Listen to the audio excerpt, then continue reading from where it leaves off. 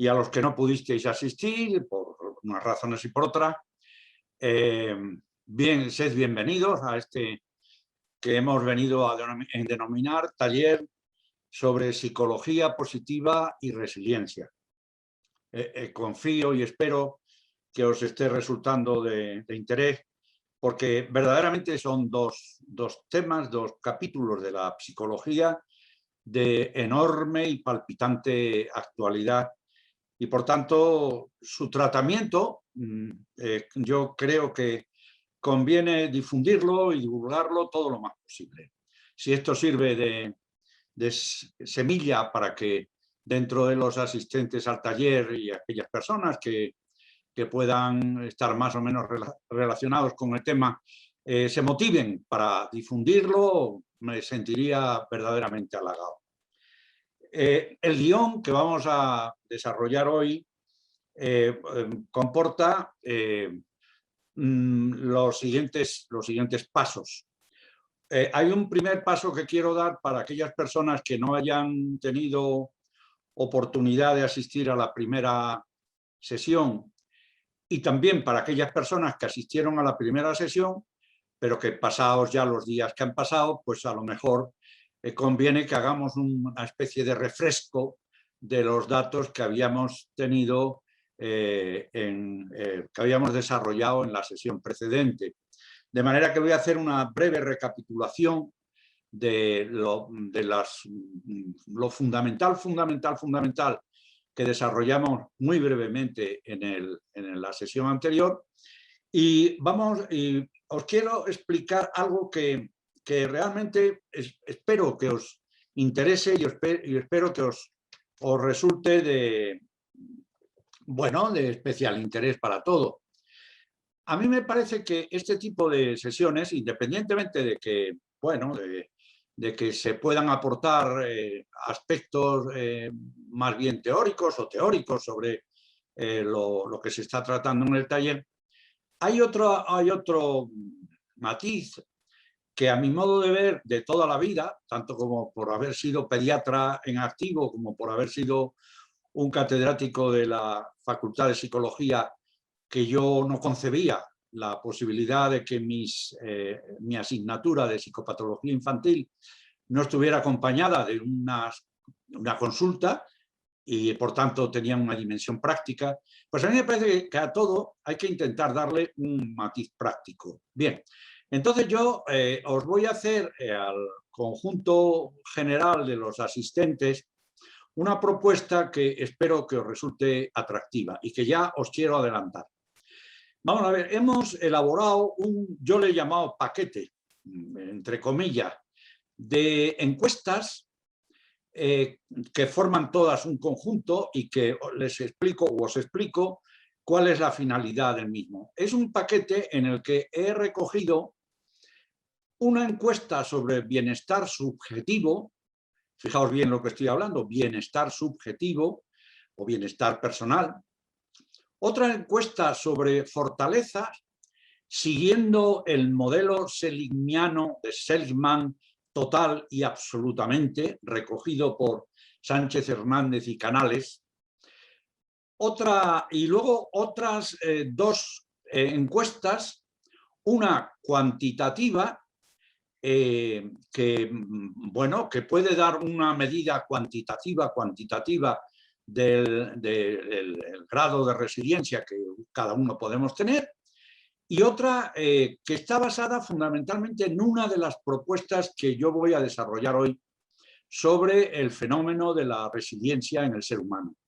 En la propuesta de la doctora Mónica Grull, que es una experta, luego hablamos de ella, una experta universalmente conocida, mundialmente conocida, por sus aportaciones y su trascendente papel en el desarrollo del concepto de resiliencia. Estas serían entonces 4 encuestas. Son 4 encuestas de las cuales una de ellas, ya digo, tiene un componente totalmente cuantitativo. Yo no tengo especial interés en lo cuantitativo.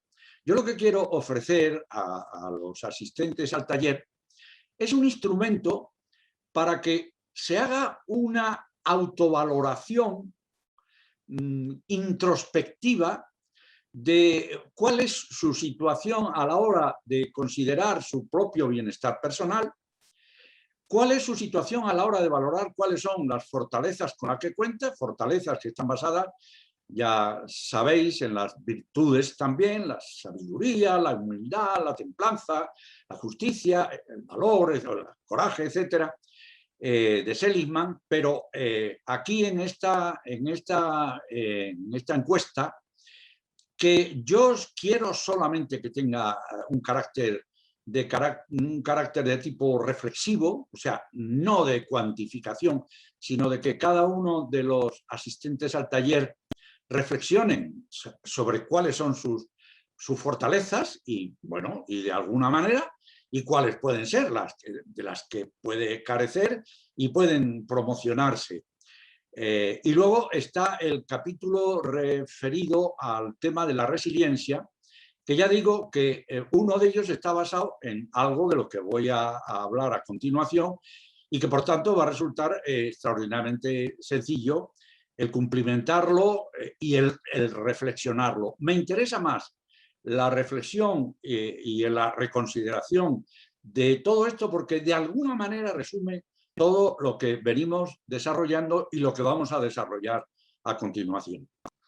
Este trabajo, que puede solicitarse directamente a nuestro, luego ya nos lo podrá comunicar Coral, la responsable del gabinete de comunicación de la asociación, pero que se puede solicitar estas encuestas, que ya va en un paquete, ya digo, se puede cumplimentar y aquellas personas que lo crean procedente y que quieran colaborar con nosotros, nos pueden remitir los cuestionarios o las encuestas cumplimentados. Porque nosotros la idea que tenemos es, dentro de los que recibamos, hacer nuestra propia reflexión conjunta, no individual, o sea, de cuáles pueden ser en general, dentro de una audiencia interesada, experta, etcétera, en estos mundos de la psicología positiva y de la resiliencia, cuál puede ser un poco el papel que nosotros podemos contribuir a el estudio que nosotros vamos a hacer. Quiero aclarar, primero, que va a ser un estudio absolutamente confidencial, que va a quedar absolutamente en el marco de la sección infantojuvenil de nuestra asociación, de esta sección piloto que hemos puesto en marcha nosotros aquí en Salud Mental Salamanca, que no va a tener más finalidad que también por parte nuestra hacer una reflexión de lo que hemos venido desarrollando y que nosotros podemos proporcionar los resultados a cualquier persona que tenga, a cualquiera de las personas que nos lo soliciten, que tenga interés en saberlo. También procuraremos hacerlo lo más público posible. ¿Por qué? Porque nosotros vamos a solicitar que se nos remitan los cuestionarios cumplimentados antes del día 5 de abril, para a ver si somos capaces, no lo sé, entre Javier, que es el psicólogo responsable de la sección infanto-juvenil, y yo mismo, y Coral y los demás, a ver si podemos hacer nosotros el estudio y para la sesión siguiente que tenemos prevista el día 15 de abril, poder darles ya datos. Si no, pues tendríamos que esperar a darles a ustedes los datos correspondientes. Bien, no sé si esto quedará claro. Si no quedará claro, pues si nos queda un poquito de coloquio, siempre vamos muy pillados, si nos queda un poquito de coloquio, procuraremos aclarar aquellas dudas que puedan tener. Bien, vamos a partir entonces a desarrollar un poco la sesión del día de hoy. El otro día cuando hablábamos de la psicología positiva, que para el equipo de Seligman, Petersen, todos los que están centrados en Bárbara Fredrickson, un equipo inmenso de personas que están trabajando el tema, las fuentes del bienestar estaban, como recordáis, estaban fundamentadas en 4 pilares. Uno eran las emociones positivas, otro eran las virtudes y fortalezas, y luego estaban los rasgos positivos, o sea, aquellas características propias del sujeto que facilitan el que en un momento determinado se pongan en marcha estos dos aspectos de las emociones y las fortalezas, y luego la necesidad de que las instituciones, luego hablaremos algo, aunque sea brevemente, de la resiliencia comunitaria, la necesidad de que las instituciones que están al servicio de las personas tengan también un carácter resiliente. Hablaremos brevísimamente sobre el concepto de resiliencia comunitaria que entra dentro del paquete o del capítulo del este.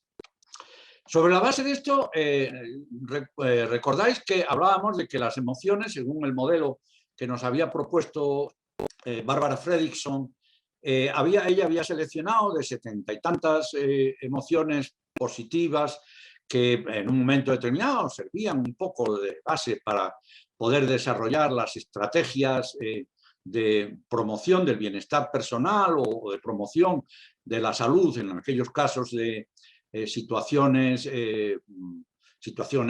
clínicas, depresión, ansiedad, etcétera, etcétera. Entonces ya había seleccionado, yo no lo voy a esto, estas emociones positivas, dentro de las cuales recordáis que, por ejemplo, el optimismo fue una fase del trabajo de Seligman que le dio las raíces para poner en marcha los conceptos básicos de la psicología positiva.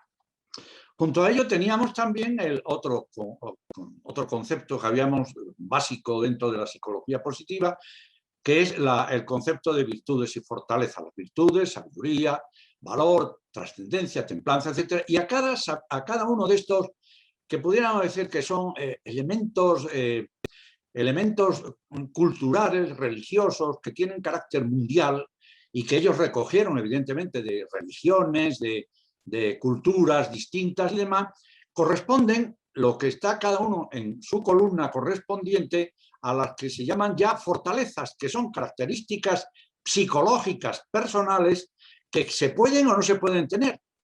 Pues muy bien, sobre la base de esto, os digo que una de las encuestas que vais a tener oportunidad de rellenar va a reflejar totalmente estos rasgos fundamentales. Yo supongo que a todo el mundo le interesará saber hasta qué punto, qué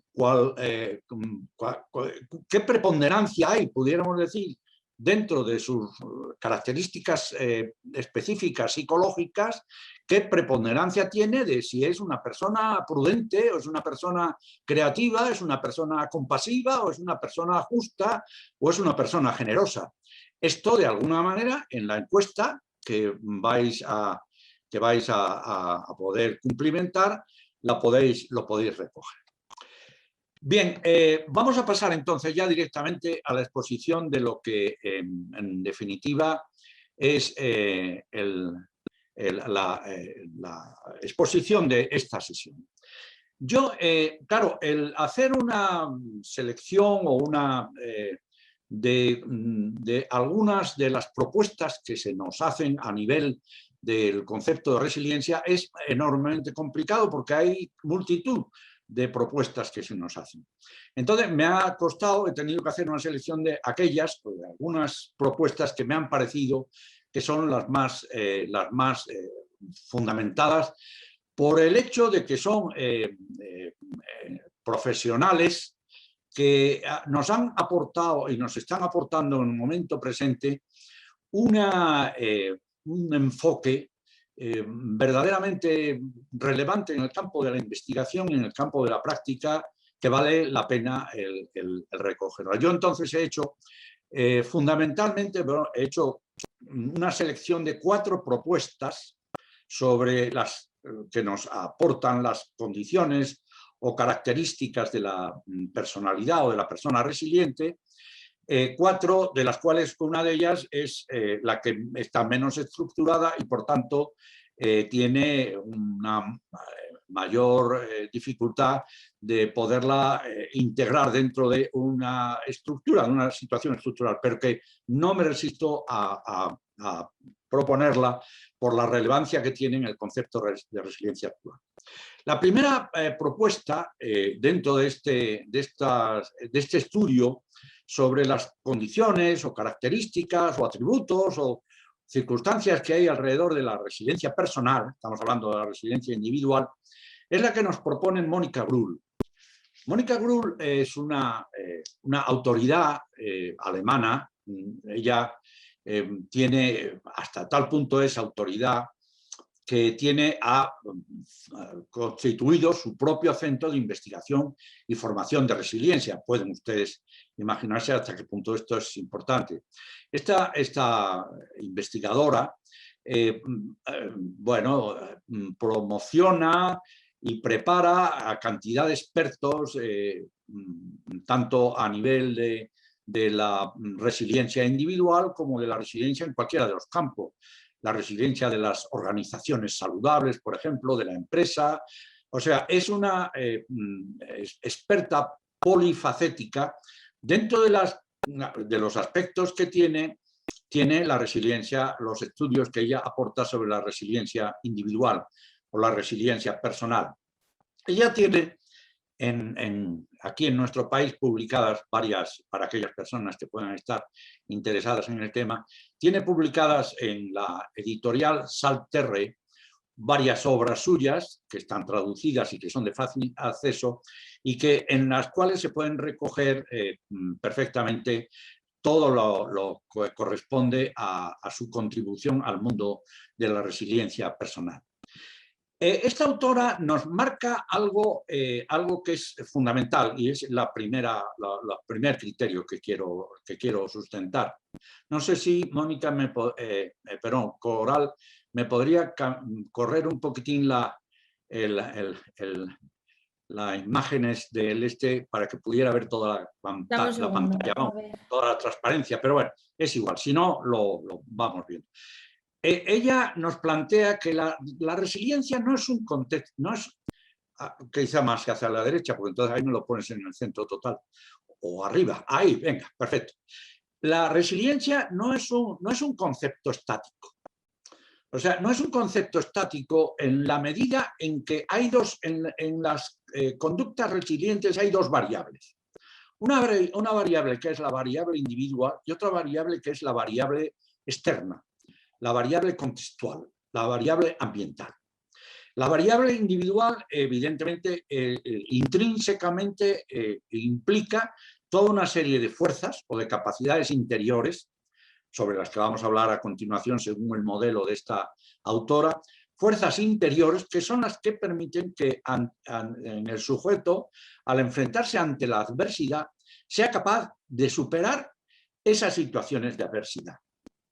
Pero claro, las fuerzas interiores se tienen que enfrentar, que además tienen un carácter, abajo en la parte inferior de la transparencia lo recojo, la resiliencia se desarrolla a lo largo de la vida con rasgos diferenciadores. Claro, estas fuerzas interiores no son lo mismo cuando un niño, una persona es un niño, a cuando una persona es un adulto, a cuando una persona es una persona mayor. Las fuerzas interiores que utiliza el sujeto son distintas y entonces su capacidad de resiliencia también será distinta. Pues bien, esas fuerzas interiores que se diferencian a lo largo de la vida se enfrentan con fuerzas exteriores que tienen también diferencias en cuanto a la cantidad y en cuanto a la calidad.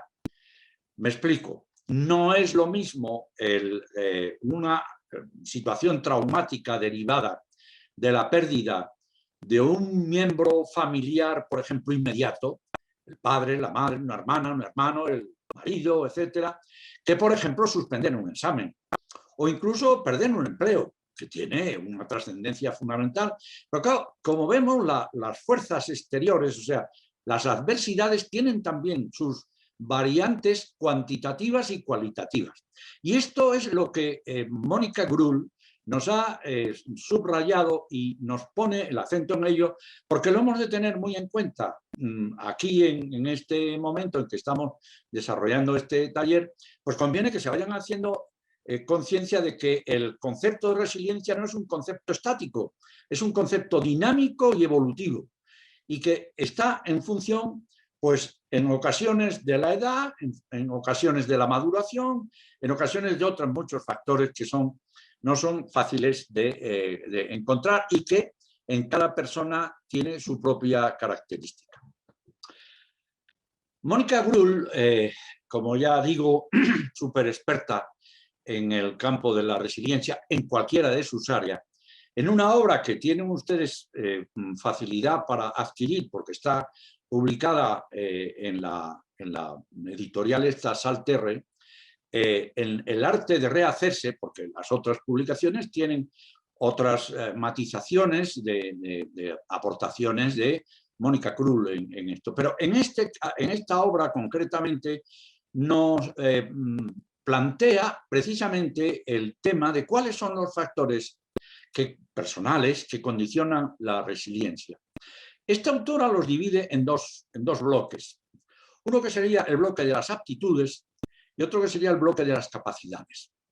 El bloque de las aptitudes correspondería, por tanto, a todas aquellas situaciones que, partiendo del mundo personal, van a facilitar o van a potenciar la capacidad de la persona para ser resiliente ante los eventos del mundo. Voy a intentar resumirlo porque esto es, la verdad, es un tanto prolongado y voy a intentar resumirlo. Bueno, ¿qué voy a decir del optimismo? El optimismo está recogido ya desde la psicología positiva y, como ven, lo asumen desde otras perspectivas que no son exactamente la psicología positiva, como es el del modelo de Grull. Pues bien, el optimismo en esa triple visión, que no me voy a extender mucho, por si no me va a dar tiempo a desarrollar todo lo que hay que desarrollar, el optimismo puede tener desde la visión positiva del mundo, que debemos de tener, a la imagen positiva de uno mismo, a la imagen de la autoestima, de la autoconsideración o de la consideración positiva de nosotros mismos. Y todo esto, fíjense bien, dentro de una dimensión importante, que es el optimismo realista que Mónica Grull subraya, porque hay un optimismo irrealista, hay un optimismo utópico. Está recogido y se ha podido comprobar de que cuando el optimismo rebasa unos límites que entrarían dentro de una realidad, o sea, dentro de lo que podría considerarse un ajuste a la situación de la realidad, puede ser peligroso. Una persona excesivamente optimista puede someterse a situaciones de peligro de todo tipo. De manera que Grull nos propone que, aparte de que nosotros veamos el mundo en positivo, nos veamos a nosotros en positivo, debemos de tener un concepto realista y a nivel de la Tierra. Otra de las actitudes, y voy un poco deprisa, es la aceptación. Sabemos que hay dos maneras de enfrentarse ante la realidad. Una es la aceptación, otra es la negación. La aceptación de la realidad permite, por una parte, asumirla y, por otra parte, adaptarla.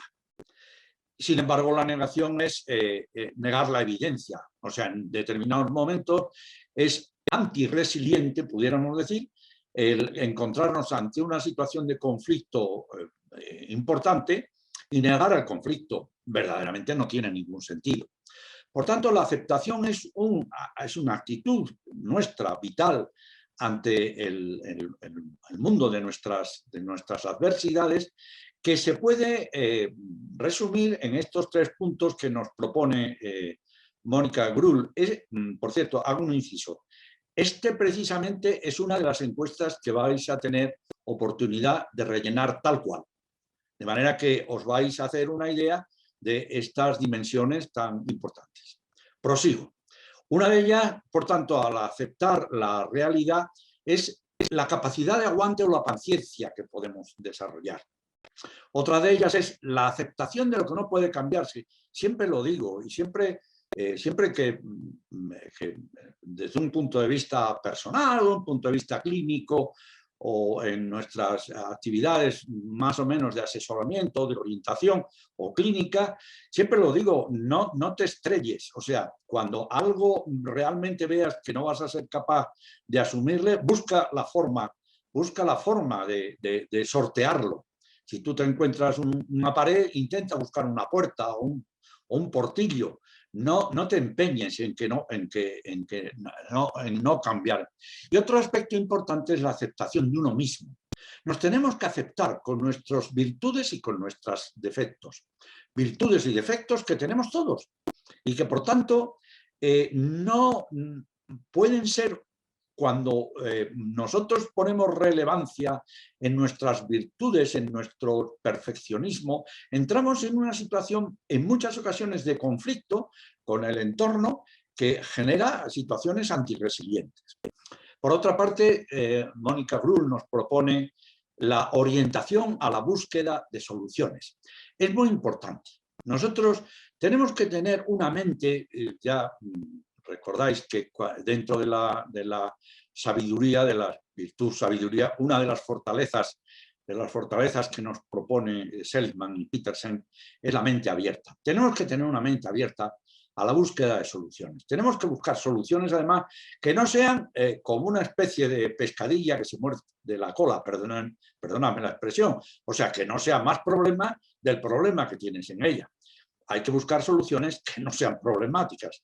Y luego hay que buscar alternativas, porque hay veces que hay cosas que a lo mejor no tienen una solución directa, pero pueden tenerla de una manera indirecta. Y finalmente, el tener en cualquiera de estas situaciones un auténtico pensamiento crítico. Como veis, hay una serie de actitudes que nos propone Mónica Grull, que son importantes y que pueden dar de alguna manera un poco el aguante y la capacidad de nosotros superar estas adversidades o estas circunstancias. Pero ella nos propone, aparte de eso, otras capacidades que podemos tener o no tener, porque es lo que subraya Mónica Grull, como es lógico, porque es así, es que nosotros no podemos tener capacidades, todas estas actitudes y capacidades desarrolladas, porque seríamos unos Superman. No, evidentemente esto no es así, o sea, tenemos a lo mejor algunas de ellas y otras carecemos de ellas, pero tenemos que ser conscientes, y este es un poco lo que yo quiero proyectarles y lo que yo quiero que asuman las personas que asisten a este taller, es que estos recursos que nos proponen estos autores, que están centrados en el análisis de este tipo de situación que es la resiliencia, nosotros podemos desarrollarlos y podemos potenciarlos. Sobre este otro campo, las capacidades básicas, estaría la capacidad de autorregulación, el autocontrol, el autofortalecimiento, la automotivación, etcétera, etcétera. Lo mismo, asumir responsabilidad, abandonar el papel de víctima, evitar sentimientos de culpa, tomar las riendas de la propia vida. Son tres. Sobre este punto quiero hacer una pequeña reflexión sobre abandonar el papel de víctima.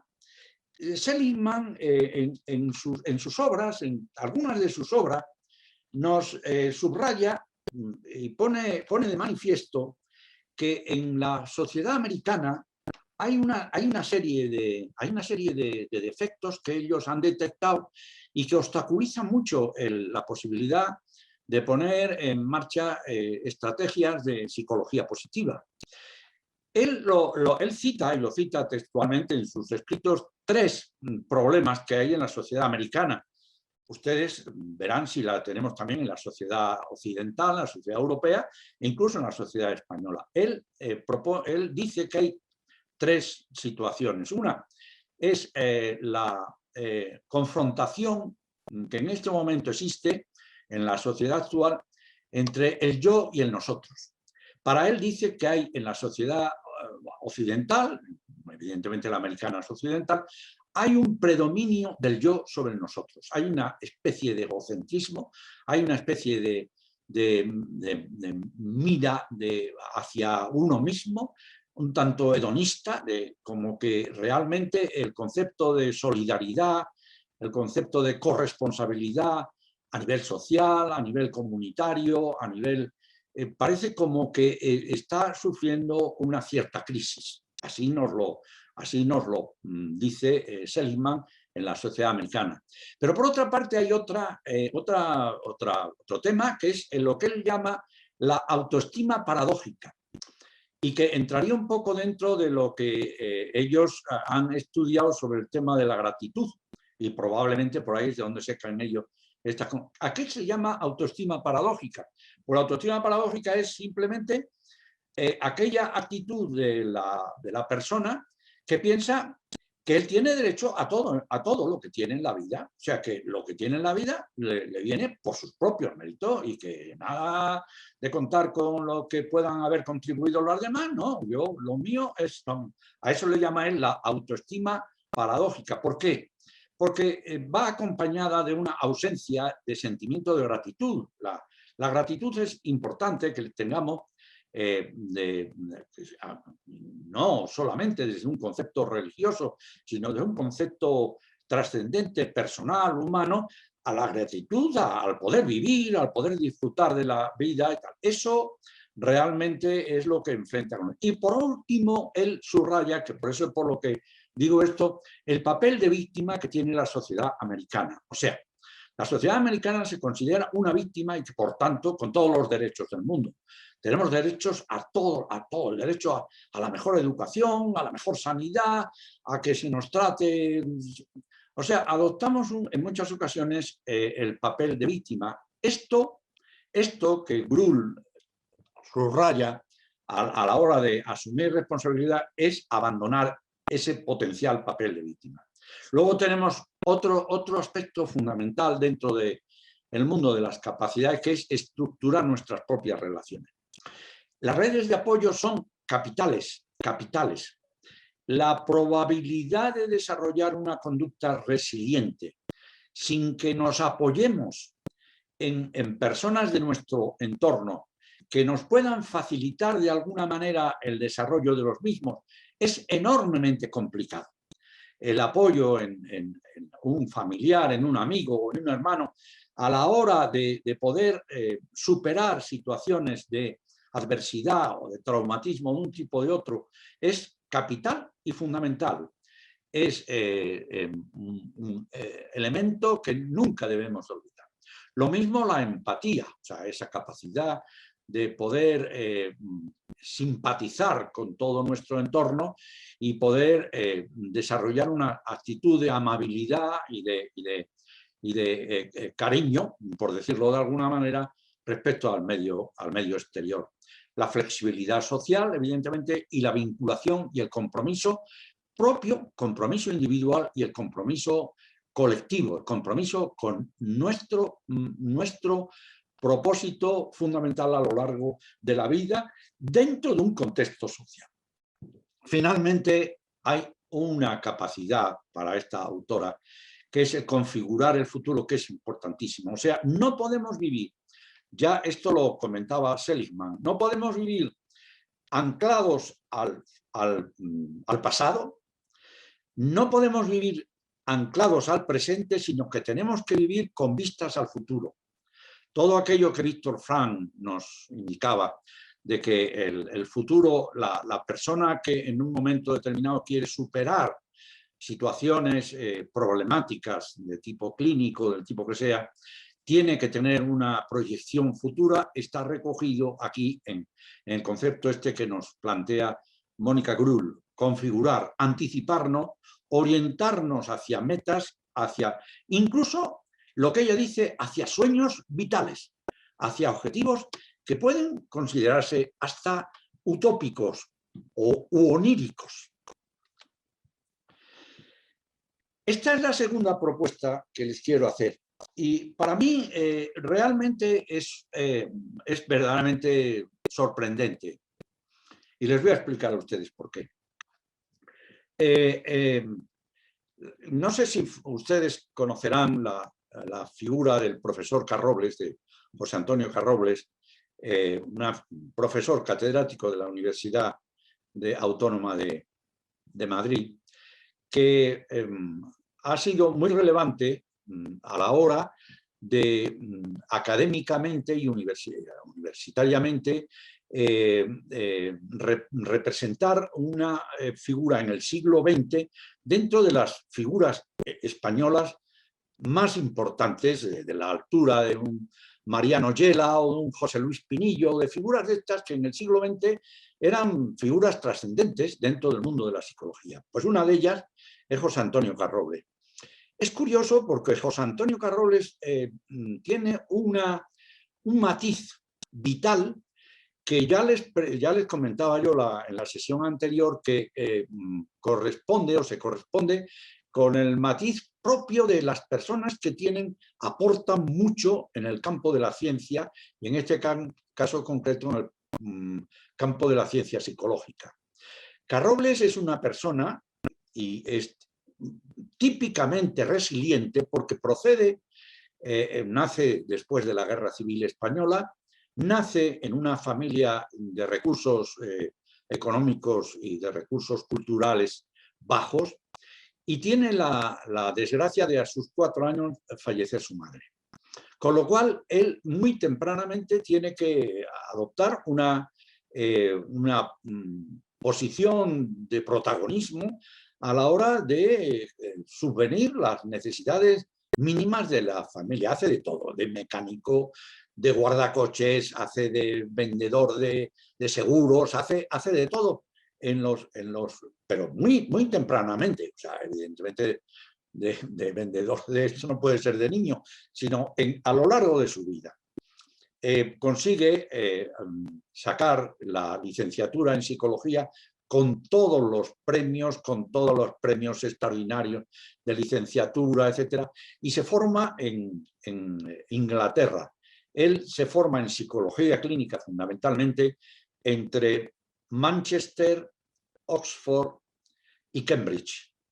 Y allí lee su tesis doctoral. Y su tesis doctoral y sus trabajos de investigación posteriores se centran en la psicología clínica, sus publicaciones sobre trastornos psicopatológicos, sus libros, que son más de 20, y sus publicaciones en capítulos de otros libros, que son más de 50, recogen buena parte de esa experiencia suya. Y luego se centra también en un campo que es el campo del análisis, la evaluación y la modificación de conducta y la terapia conductual. Pero mira por dónde, como siempre, de pronto Carrobles se encuentra con que hay un movimiento que es el de la psicología positiva, al cual él se aproxima. Y él se aproxima concretamente en unas publicaciones que hace allá a los años 2009, está recogido en un libro sobre las emociones positivas de Fernández Abascal, en el cual, en un capítulo, ahí lo tienen ustedes abajo en la transparencia, el estrés y la psicología positiva, Carrobles nos propone, fíjense que él es un especialista en psicología clínica pura y dura, y en análisis y modificación de conducta pura y dura. Pues nos propone él también, en esta obra, los recursos psicológicos generadores de bienestar y salud que en un momento determinado tienen que tener la personalidad resiliente para enfrentarse ante el estrés. El capítulo se llama El estrés, y esto lo pueden ustedes consultar, el estrés y la psicología positiva, y está en la obra de Fernández Abascal, Emociones positivas. Pero fíjense ustedes, los recursos que nos propone Carrobles son los siguientes: de personalidad resiliente, inteligencia emocional, mentalidad abierta, justicia, espiritualidad, capacidad de amar y amar y dejarse amar, optimismo, vitalidad, sentido del humor, perdón, autocontrol, valor, inteligencia emocional y creatividad. ¿Eso qué les recuerda a ustedes? Eso está absolutamente recogida en los estudios que Seligman y Petersen hicieron precisamente sobre el tema de las virtudes y las fortalezas. Es curioso que una personalidad, hay que ver, esto es lo que yo les comentaba anteriormente, la mentalidad abierta que hay que tener para que en un momento determinado una persona de la categoría de un Carrobles, que ha vivido toda la vida vinculada al estudio de los componentes conductuales del comportamiento humano, se enfrente con el tema del estrés y pueda proponernos como recursos psicológicos generadores de bienestar, precisamente los que son la fundamentación de la psicología positiva. Y él mismo, dentro de las características de la persona, de las personas resilientes, nos propone lo siguiente: un sentido de la autoestima fuerte, una independencia de pensamiento, habilidad para dar y recibir en las relaciones con los demás, disciplina y sentido de la responsabilidad. Fíjense ustedes que esto está muy lejos de los planteamientos conductuales puros y duros. Evidentemente, esto entra dentro de todo un mundo interior, de movimiento interior. Reconocimiento y desarrollo de sus propias capacidades, mente abierta y receptiva, disposición para soñar, gran variedad de intereses, sentido del humor, percepción de sus sentimientos, capacidad de comunicar, tolerancia al sufrimiento, capacidad de concentración, compromiso con la vida, experiencias personales interpretadas con esperanza, capacidad de afrontamiento, apoyo social y existencia de un propósito significativo en la vida. Si vamos confrontando o vamos contrastando un poco lo que nos ha descrito Mónica Grull y lo que nos propone Carrobles, podemos ir haciendo de alguna manera un poco de ajustes de por dónde van las cosas. Si nosotros nos planteamos otra perspectiva menos estructurada, no me resisto a decir, aunque sea dos palabras, sobre una figura que hoy por hoy en el mundo de la resiliencia es una personalidad indiscutible, conocida por todos ustedes, tiene escritas del orden de 18 o 20 obras que están publicadas en castellano, en español, de las cuales todo el mundo conocerá la célebre Los patitos feos. Boris Cyrulnik es otro resiliente. Ustedes saben que Boris Cyrulnik es una figura que procede de una familia de sus padres judíos ucranianos que vivieron en Francia y que por unos avatares de la vida terminaron junto con él en un campo de concentración, creo que fue Auschwitz, donde su padre y su madre fallecieron. Él, sin embargo, a los 6 años se quedó solo y su vida es una auténtica epopeya, porque su vida es, para los que hayan podido ver el vídeo que yo he colgado en Facebook, su vida es una verdadera tragedia, pero una tragedia superadora. Él se ha dedicado y se ha centrado concretamente en el estudio de la resiliencia del niño, fundamentalmente. Y de alguna manera lo que nos habla Cyrulnik es un poco lo que nos ha propuesto Mónica Grull y lo que nos va a proponer la siguiente autora a la que voy a dedicar, que es la cuarta propuesta que yo me he permitido desarrollarles a ustedes, que es Edith Anderson Grover, que es una figura verdaderamente significativa. Bueno, Cyrulnik se ha centrado en la residencia infantil y entonces él nos habla del papel del apego en la etapa temprana, de la importancia, fíjense ustedes, lo que yo comentaba antes, de que la resiliencia no resulta solo de factores internos y externos, sino de esa interacción permanente, dinámica, que se desarrolla a lo largo de la vida. De manera que la resiliencia se puede ir aprendiendo. O sea, se puede ir aprendiendo a ser resiliente.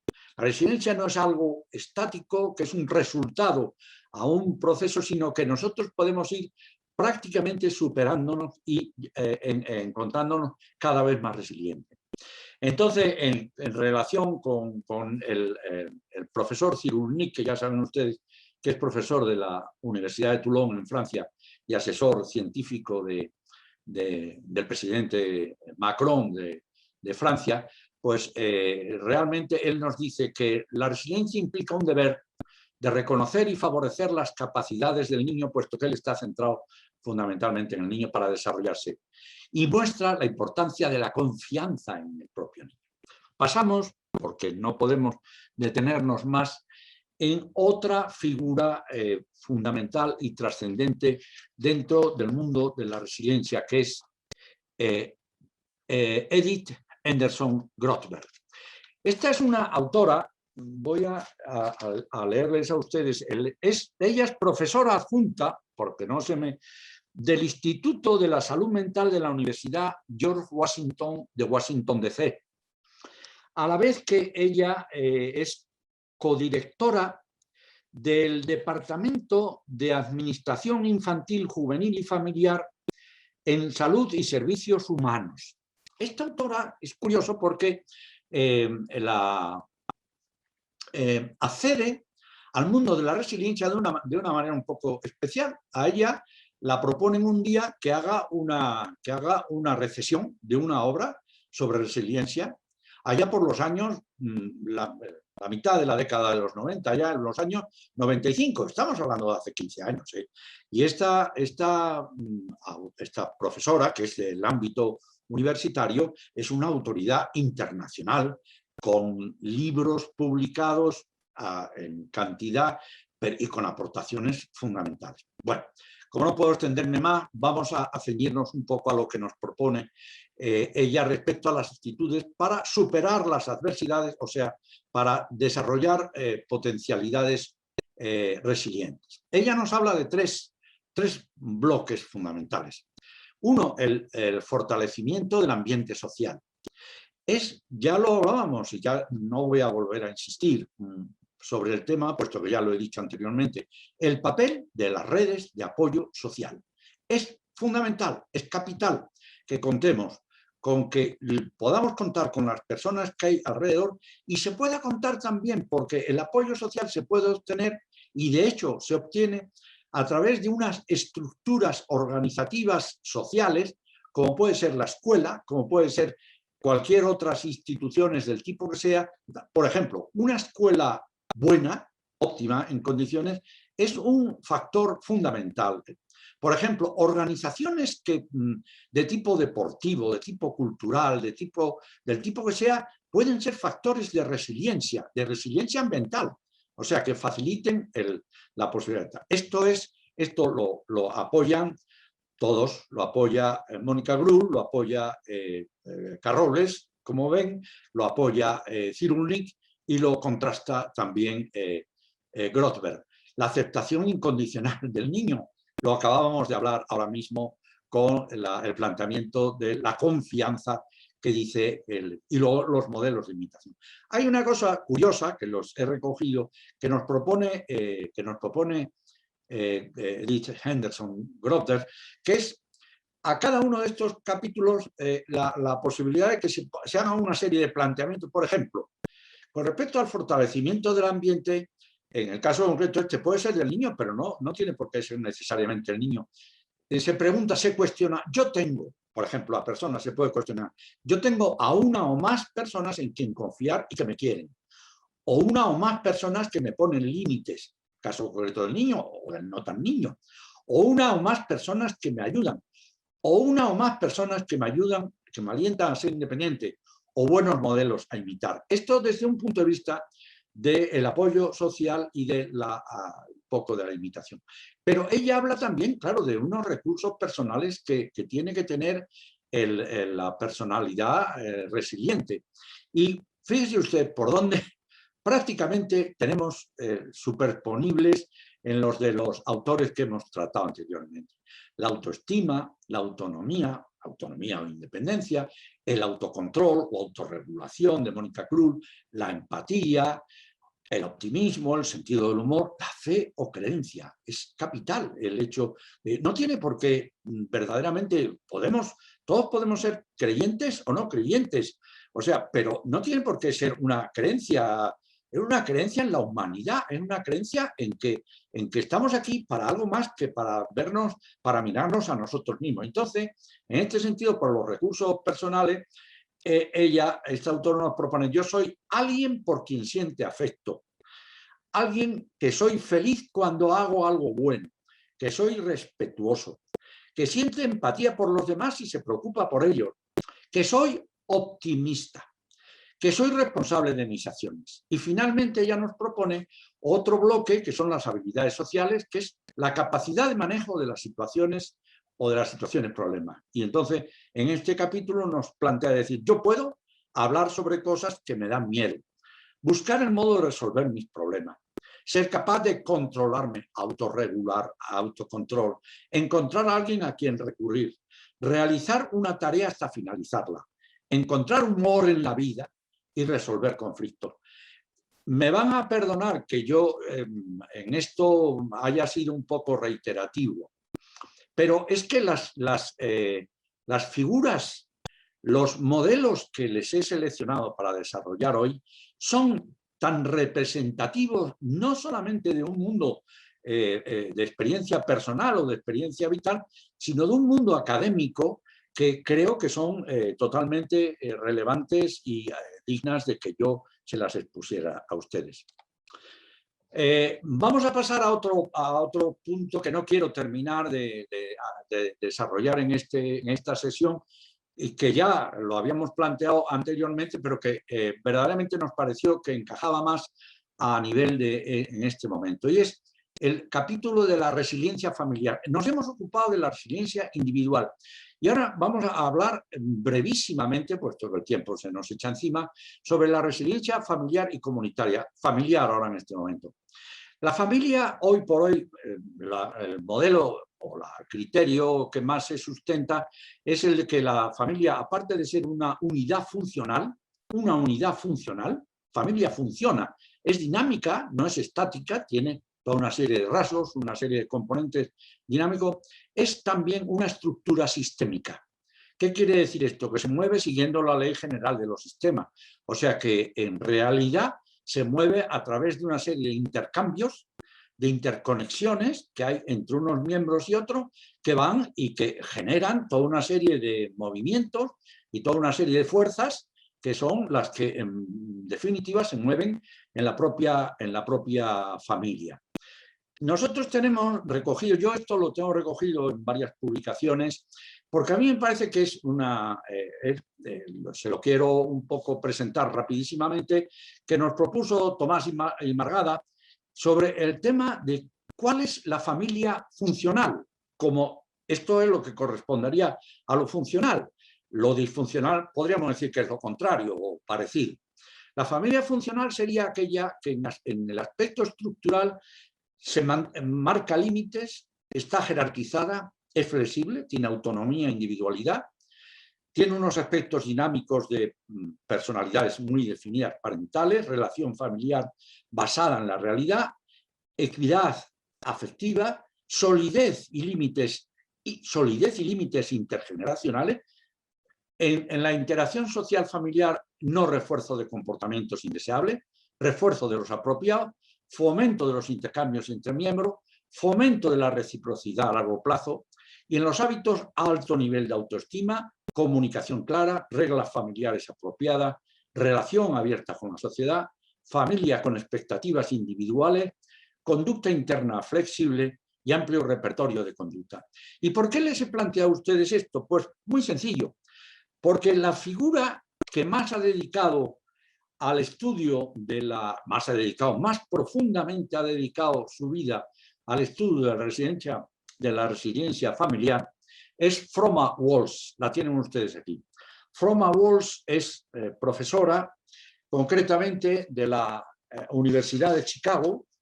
Ella es profesora de la escuela, para que no me equivoco, en la Escuela de Administración de Servicios Sociales y en el Departamento de Psiquiatría de la Universidad de Chicago, y codirectora y fundadora del Instituto de Formación en Terapia Familiar de la propia Universidad de Chicago.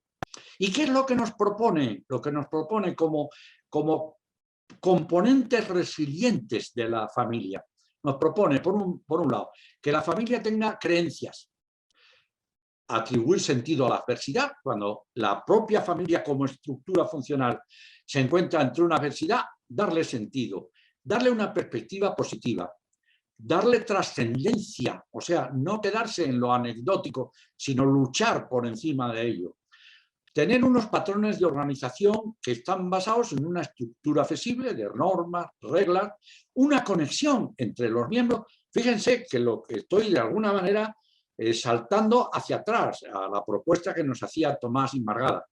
Recursos sociales y económicos y luego unos procesos comunicativos que son absolutamente necesarios de claridad, de expresión emocional y de resolución colaborativa de los problemas. Esta es la propuesta que nos hace Froma Walsh, autora, que ha publicado sobre el tema de la resiliencia familiar, lo que ustedes no se pueden ni imaginar. Pueden tener ustedes acceso a sus publicaciones fácilmente porque en Internet localizan ustedes fácilmente esto. No quiero terminar sin hacer una alusión rapidísima al tema de la resiliencia comunitaria.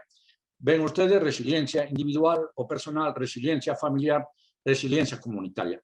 La comunidad no es simplemente la acumulación de personas. O sea, una urbanización, por poner un ejemplo, normalmente no es una comunidad en el sentido estricto de la palabra. Se considera comunidad aquel conjunto de individuos que por encima de la cantidad de sus miembros mantienen entre sí relaciones humanas y económicas, comparten ideas, valores, costumbres, metas, instituciones y servicios, pero todos vistos hacia un fin. Estas comunidades, Suárez Ojeda, el estudio de la resiliencia comunitaria tiene una historia muy corta. También ha empezado a principios del siglo XX, empezado el siglo XXI, ha empezado prácticamente a partir del año 2000, que al estudiar concretamente las comunidades latinoamericanas, entre ellos un precursor de esto, Suárez Ojeda, ha empezado a trabajar sobre la resiliencia comunitaria.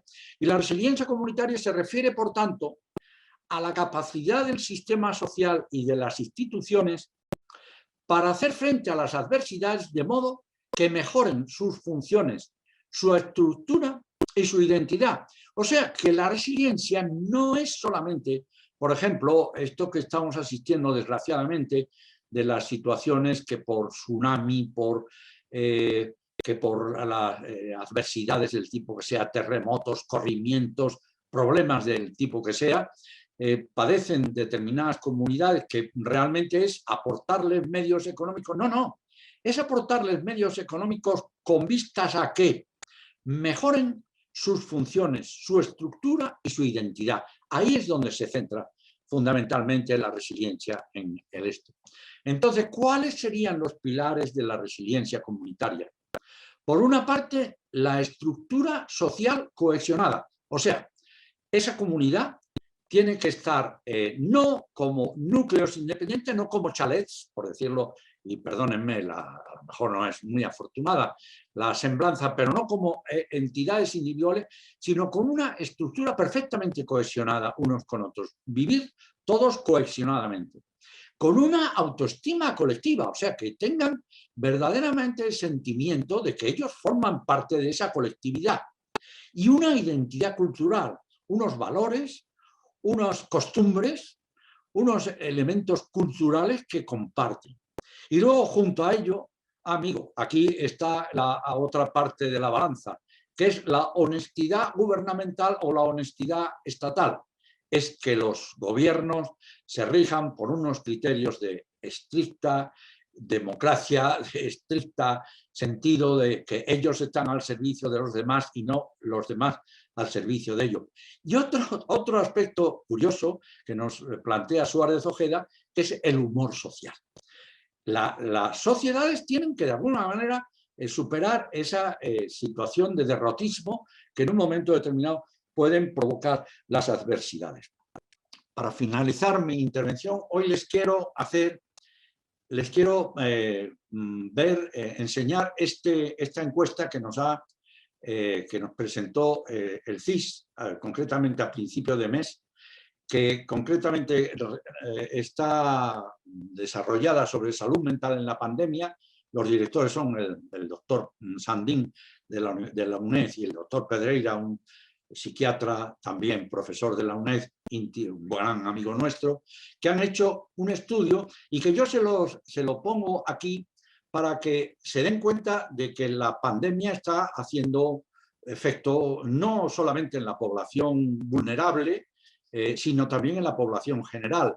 Y que yo se lo pongo aquí simplemente para que, como la próxima sesión vamos a dedicarnos al tema de cuáles pueden ser la aplicabilidad de la psicología positiva y de la resiliencia, una de las posibilidades es cómo se puede aplicar la resiliencia dentro de este mundo de pandemia que nos ha tocado vivir, tan adverso y tan desfavorable. ¿Por qué? Pues porque los datos son evidentes. En el caso concreto de estos 3.083 españoles y españolas, incluidos jóvenes, el 41% han tenido problemas de sueño, el 23,4% ha tenido miedo a morir, el 30% ha llorado, de ellos el 43% menores de 25 años, el 68% han tenido miedo al fallecimiento de un familiar y el 72% miedo a contagiarle. Es curioso porque se ha podido comprobar que los jóvenes han gestionado peor las emociones. Realmente el doctor Pedreira lo atribuye a la posibilidad de un poco el proceso de maduración no se ha conseguido plenamente. Y luego hay otro concepto muy importante que es el de fatiga pandémica. Y es que no termina desarrollando, son estas características psicológicas que se están desarrollando como consecuencia de la prolongación de la situación, y es que un 21% de la población se siente decaída, deprimida, otro 21% se siente ansioso, nervioso, un 26% tiene recuerdos o pensamientos desagradables y un porcentaje alto, el 51%, se encuentra falto de energía, el 37% tiene dolores de cabeza y otros tienen taquicardia, mareos, etc. Les he presentado un pequeño resumen de la encuesta para que ustedes ya la pueden encontrar también en internet fácilmente porque está perfectamente publicada. Nada más, siento la prolongación mía que no da lugar mucho.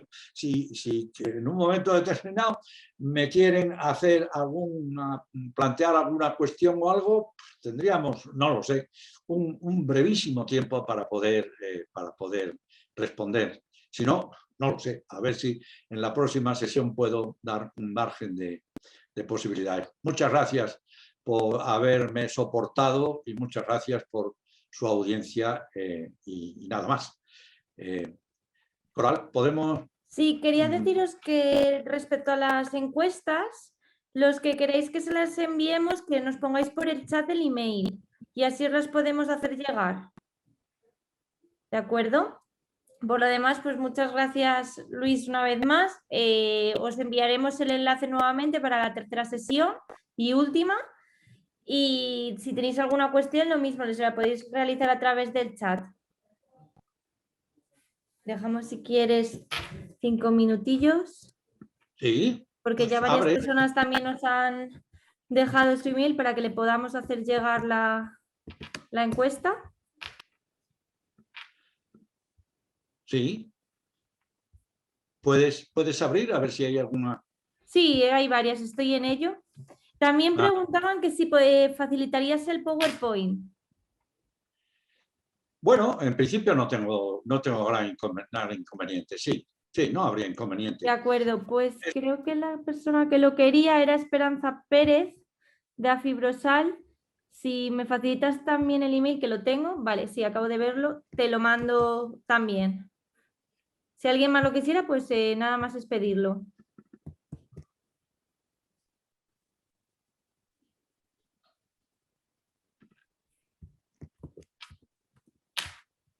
Si por algún casual alguno nos llegara el email o necesitaréis algo, os voy a dejar en el chat mi email para que lo apuntéis. O si en algún momento tenéis algún problema de conexión, de que no os deja entrar en la siguiente sesión, cualquier cosa que pueda surgir, os dejo mi email para que me escribierais y yo os pueda ayudar.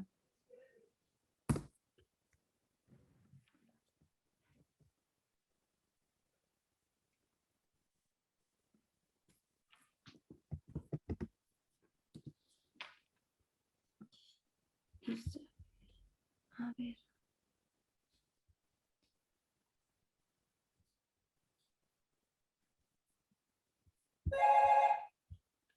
Vale, pues los que me habéis puesto que también queréis el email, os lo mando también.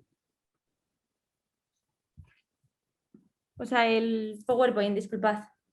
Oye, Coral, subraya Sí. un poco que a la hora de poder gestionar un poco, si podemos hacer una pequeña recapitulación de la encuesta, aquellas personas que quieran colaborar con nosotros un poco en el análisis, que por favor que nos lo hagan llegar cumplimentadas las encuestas antes del día 5 de abril, para que nosotros en esa semana, en esos 10 días que nos quedan desde el 5 de abril hasta la tercera sesión, podamos hacer entre Javier y yo, podamos hacer una recapitulación que no va a ser nada más que de corte estimativo, porque nosotros no pretendemos cuantificar y evidentemente nosotros no tenemos tampoco idea de publicarlo como tal, ni muchísimo menos.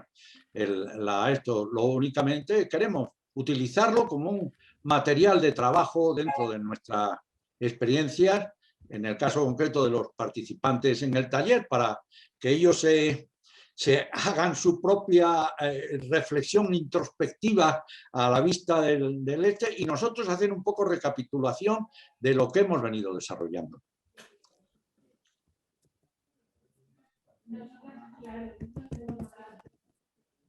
Os estoy copiando los emails, perdonad si...